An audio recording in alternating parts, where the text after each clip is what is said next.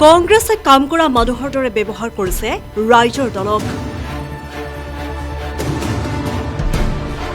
এজন বিধায়কে অকলে বিধানসভাত টুলপাৰ লগাই থাকে, কিন্তু কংগ্ৰেছৰ 29 জন বিধায়কে মুখখন বন্ধ কৰি বহি থাকে।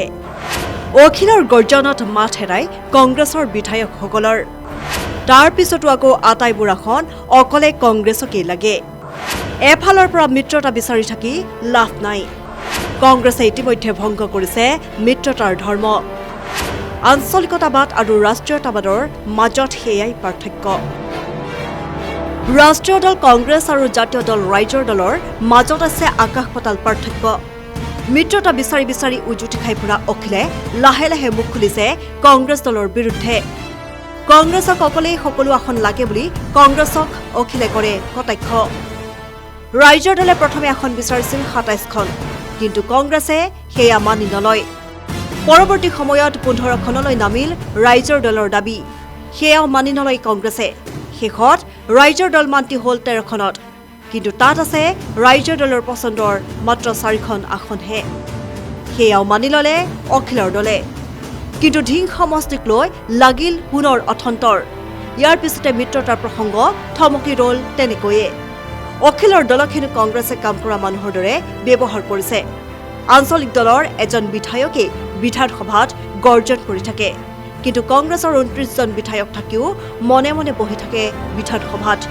তাৰ পিছতো কংগ্ৰেছকেই লাগে অকলে আটাইবোৰ আসন বুলি কংগ্ৰেছক কঠোৰ সমালোচনা অখিল গগৈৰ।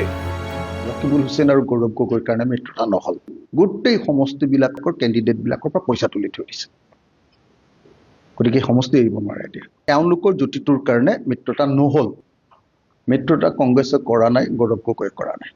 ৰকিবুল হুছেইন আৰু গৌৰৱ গগৈৰ কাৰণে মিত্ৰতা নহল, খোলা খুলি কথা। ৰকিবুল হুছেইন আৰু গৌৰৱ গগৈৰ কাৰণে এই যুক্তিটোৰ কাৰণে মিত্ৰতা নহল। বাকীবিলাকে বিচাৰে, AICCও বিচাৰে, কিন্তু এওঁলোকৰ যুক্তিটোৰ কাৰণে মিত্ৰতা নহল। তাৰ এটা প্ৰধান কাৰণ হ'ল গোটেই সমষ্টিবিলাকৰ কেণ্ডিডেটবিলাকৰ পৰা পইচা তুলি থৈ দিছে, গতিকে সমষ্টি এৰিব নোৱাৰে এতিয়া।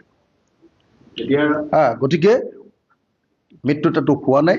আমি বিচাৰিছো মিত্ৰতা হওক। কংগ্ৰেছে বিচৰা নাই মিত্ৰতা কৰিবলৈ। বহুত চেষ্টা কৰিলো, ভৰিয়া হাতে ধৰিলো, চব কৰিলো। আৰু মই সেইকাৰণে কৈছো যে মোৰ ইয়াতকৈ আৰু বেছি যদি ৰাজহাড়ডাল বেকা কৰি দিওঁ ভাগিয়ে থাকিব কটককে আৰু গ'লেই। আৰু প্ৰত্যেকবাৰে ত্যাগ কৰি আহিছো। এইবাৰ 27খন আসন বিচাৰিছিলো, 4খন আসনত আমাক দিছে চিধাকে। তাৰ পাছতো কৈছো হ'ব। আমি বিচাৰিছিলো আপোনাৰ কি কয় এখন তেজপুৰৰ ওচৰৰ কি কয় বৰছলা, আমাক দিছে তেজপুৰ। সংগঠন আমাৰ তেজপুৰত বেছি নাই। আমি সংগঠন কৰি আছিলো বৰছলাত, এৰি দিলো। নাওবৈচাত বিচাৰিছো, ৰঙা নদীত দিছে। প্ৰত্যেকটো ক্ষেত্ৰতে আমাক তেনেকুৱা কৰিছে। তাৰ পাছতো এটাৰ পাছত আনটো সকলো ত্যাগ কৰি আহিছো। সকলোবিলাক ত্যাগ কৰি 27খন আসন প্ৰথমতে বিচাৰিছিলো, তাৰপিছত 15খনত মানিলো। 15খনৰ পৰা অকল 4খন আমাৰ চইচৰ দিলে। তাৰপিছত আকৌ কলো যে আমাক অকল এখন দি দিয়ক, আমি বহুত দিন ধৰি কাম কৰি আছো ডিং নামৰ সমষ্টিটোত। আমাৰ চিধা চিধিকে 5খন নিজৰ চইচৰ আসন হ'ব, আমি এইখনতে খেলিম। ধিয়মনি দিয়ে। তো গতিকে অসমীয়া জাতীয়তাবাদে ৰাষ্ট্ৰীয়তাবাদৰ ওচৰত ইয়াতকে আৰু মূৰ তল কৰিব নোৱাৰে। স্বাভিমান নাইকিয়া কৰি আমি কেতিয়াও জাতীয়তাবাদ কৰিব নোৱাৰো। যেতিয়া মিত্ৰতা হয়, বুজাবুজি হয়, দুইফালৰ পৰা মিত্ৰতা লাগিব। অকল এফালৰ পৰা ত্যাগ আৰু কেইটামানে অকল ভোগ কৰিব, এইটোতো মিত্ৰতা নহয়। গতিকে কংগ্ৰেছে মিত্ৰতাৰ ধৰ্মটোৰ পৰা আঁতৰি গুচি গৈছে, আৰু সেইকাৰণে মিত্ৰতা হোৱা নাই। কংগ্ৰেছে আমাক তেওঁলোকৰ ঘৰত কাম কৰা মানুহৰ নিচিনা ব্যৱহাৰ কৰিব খুজিছে। এইটোতো নহ'ব। কংগ্ৰেছৰ 29 জন বিধায়ক, 29 জনৰ আপোনালোকে কেইটা চিঞৰ শুনিলে বাৰু যোৱা 5 বছৰত? ৰাইজৰ দলৰ এজন বিধায়ক। ৰাষ্ট্ৰীয়তাবাদ আৰু জাতীয়তাবাদৰ মাজত পাৰ্থক্য চাওক।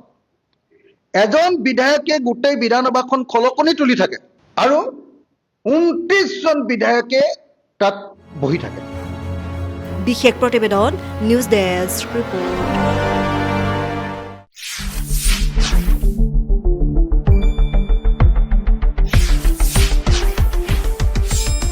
শুদ্ধ আৰু বিস্তৃত বাতৰিৰ বাবে চাই থাকক নিউজ ডেস্ক ৰিপৰ্ট।